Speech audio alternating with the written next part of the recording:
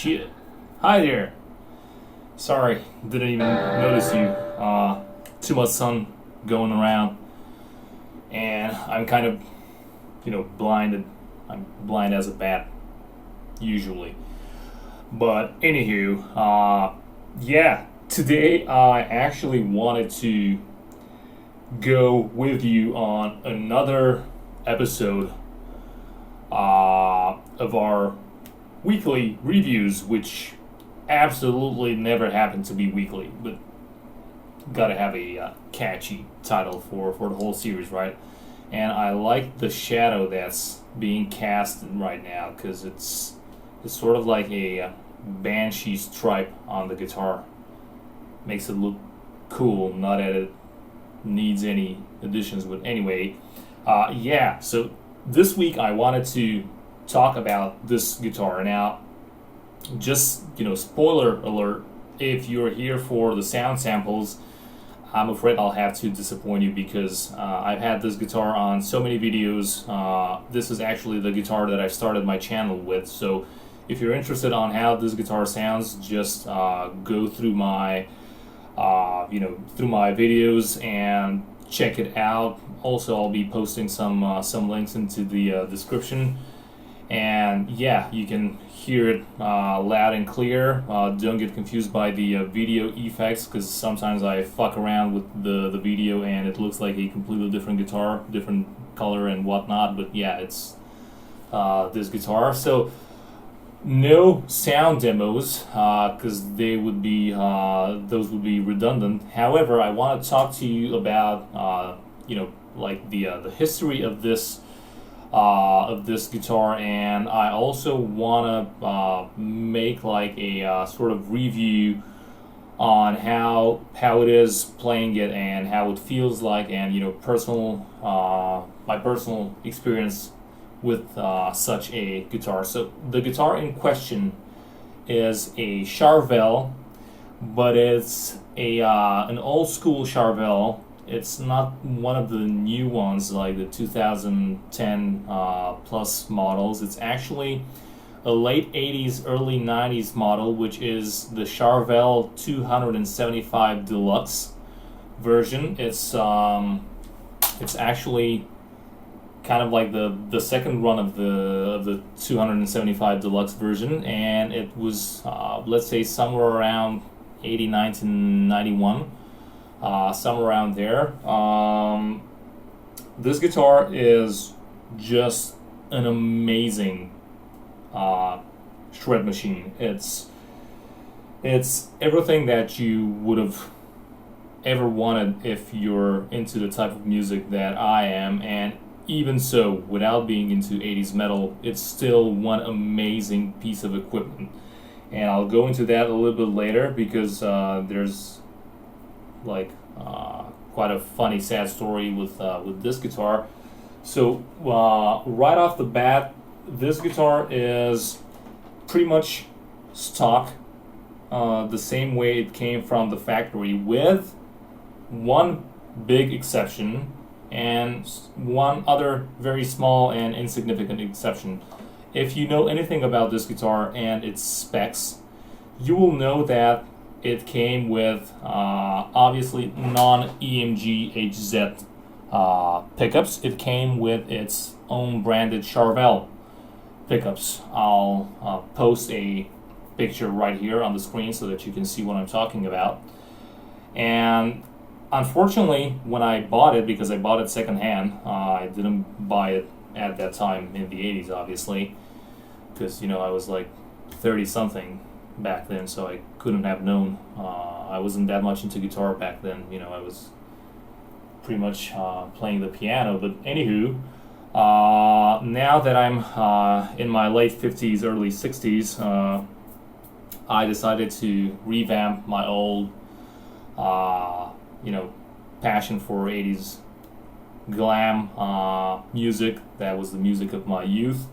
And I decided to, start my own YouTube channel, and fast forward 1 year later, here we are demoing this, or actually reviewing this guitar. So, but I'm digressing. So, It had originally Charvel pickups, but because the previous owner changed them, and you can see my earliest videos to see how I got it. It had like a Seymour Duncan dual rail pickup in this position right here, the bridge, because although this is like, it looks to be like a humbucker, it's not. It's actually just two single coil pickups, single coil capsule pickups, so it's actually bridge middle, and the neck is all the way here. So this one was a Seymour Duncan dual rail. This one was the original one that I still have, and you can see, but unfortunately, because it's the upper half of this humbucker like pickup, it does not share the Charvel logo. The Charvel logo was only on the first and third pickup. So yeah, I still have that one, and here it had one of these EMG HZs. It's actually this one that's still in the neck position. So what happened was I looked high and low for restoring it and buying a set of Charvel pickups the way it was originally meant to be. However, I couldn't. Therefore, I wanted to still pay some tribute to the way that it looked, with some homogeneous uniform look to it, with some nice logos on the side and not too much of a different feel, like one with EMG, one with nothing, and one with dual rails, Seymour Duncan, completely different looks. So I opted to go for like a full set of EMG HZs, which look, in my opinion, pretty cool on this guitar. It kind of restored some of the aesthetics that I always wanted to put back into it. So that's the major part that's no longer stock, unfortunately. The other part of the whole thing is, well, here, like the screws were kind of missing, and it had some improvised screws. The same thing happened here for the pickups. It had like some really stupid inline screws that were not guitar oriented. They were like some crap that someone had lying around in their garage or something. They just improvised something. So I left. I wanted to restore everything as cleanly as possible. So I put all of the screws to be new screws, black. This knob right here looks to be black, but actually it's a sort of black chrome. And although I could have made it, match a little bit better with the rest of the hardware, which is just black, like black paint, I decided to leave it like this because it's it's the original one. The knob is a sort of like a speed knob. Sometimes when I'm playing, I get some reduction in the output because accidentally I keep knocking it, and since it's a speed knob, it kind of gets easily turned off, just like many women do when you're out on a date with them and you start telling them what you do for a living. But still, everything is still stock here. I kept everything the way it was. The switch had a problem, but I wanted to fix it instead of just replace it, so that again it's stock. One thing that is not stock, and even Charvel experts will contradict me, is the fact that this bar right here is not its original bar. Now the thing is, if you look in Charvel's catalogs, in most catalogs you'll see it indeed matching with a black trim bar. However, when I got it with this chrome trim bar, and obviously since I also didn't know any better at that time, I thought, obviously the guy just lost it. Well, probably he lost it, but he also lost the trem bar. So the guy lost the trem bar, and he just replaced it in a very lazy manner with whatever he had lying around the house, which was a chrome bar. Well, I'm absolutely 100% convinced that this is the original trem bar, and I'll tell you why. First of all modern trem bars for Floyd's, whether it's original or knockoff, have these plastic or rubberish type of gasket that makes it stay snug fit, and once you screw this thing on top, everything is nice and smooth. It's not super loose and whatever. Also, the nut itself right here has this sort of elongated look to it. I know it doesn't focus very well, but you get the idea. Now, the thing is that what I'm about to show you only happened with vintage, 80s locking systems. I mean Floyd systems and stuff like this. And as you can see here, you no longer have the plastic, gasket or retainer or whatever you want to call it.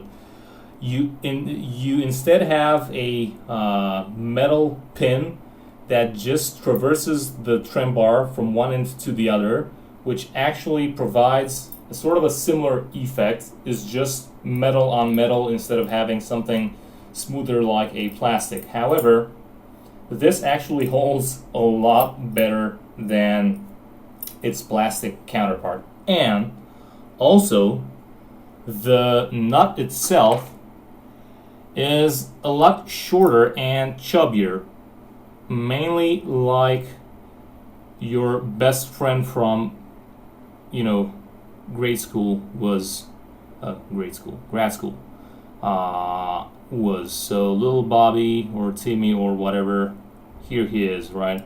So these two aspects, combined with the fact that in some rare pictures from some catalogs, you see some Charvel models, again, not this one exactly, not the 275 Deluxe, but on some other models, some of their other models, you can clearly see that they have black bridges with pure chrome trem bars, and it's not a lighting trick where they had, for example, a black bar and there was like a lot of light shining and you think it's chrome. No, it's very clearly visible that it's a chrome bar.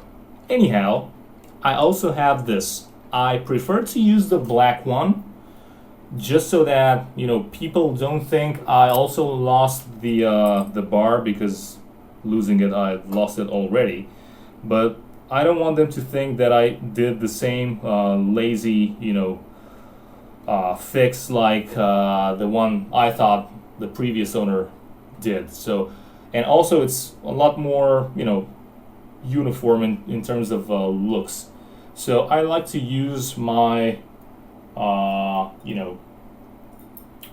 offshore cheap black trem bar just to keep the aesthetics in place. But everything else, the locking, which is actually non-locking bridge, believe it or not, we'll talk about that in a future video as an isolated burp of wisdom. Check out my burp of wisdom burps playlist. This is all still stock. Everything here is stock, like I said, apart from some of the screws and all of the screws and the pickups. Here we again have everything stock, and also here we have everything stock in terms of the tools holder and also the machine heads, which, yes, you're reading it right, although I think you can't read jack shit because the because of the bad focus, but we have Jackson tuners, and actually the bridge itself is also a Jackson. And you might be like, whoa, whoa, whoa, what do you mean? Well, if you don't know any history about electric guitars in general, and more specifically about Jackson and Charvel Jackson back in the day, I won't make a big rant in this video, but just Google online Charvel Jackson with Grover Jackson and Wayne Charvel, and their past collaborations and what they did and how their history,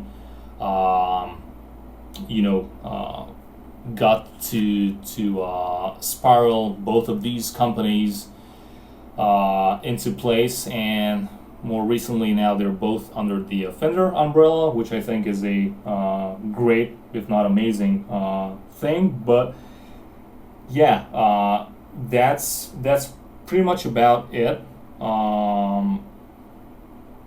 What else is there to say? This sticker right here is just something I put because it had like a pretty nasty dent that I always felt, it kind of ached my heart every time I saw it, so I just put that sticker on it, and it's blending in very nicely in my opinion. And yeah, just the overall feel is like amazing. The neck is glossy, but it doesn't share any of the problems that I usually have with glossy necks, like your hand getting stuck, being like having that sticky feeling. And it's just, for some reason, I have no idea what type of finish or lacquer they used, but it's definitely not sticking. And the frets are amazing. I haven't touched one fret since I had it, and they are just amazing in terms of how well they're level from the factory. It has no traces of fret levels being done afterwards. Frets are super tall, super nice. Action is super low because that's how I always set them up. If not, I'm just going crazy and I can't play jack shit. Well, I can't play jack shit regardless, but I tend to play slightly more shit when when I have a low action. Not shittier, more of my shit. That's what I meant. So yeah, the feeling, if you're not familiar with these old school guitars, maybe you know how the Wizard necks from Ibanez are.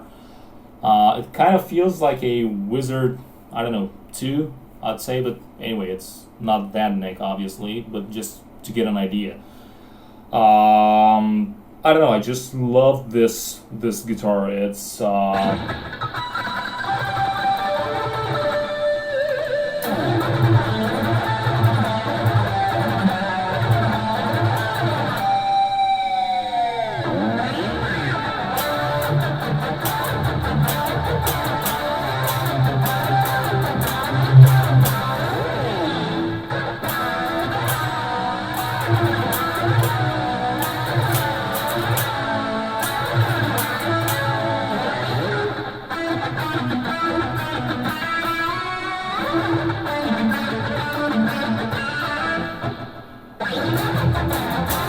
whenever I'm playing on this guitar, for some reason, I feel like playing that riff.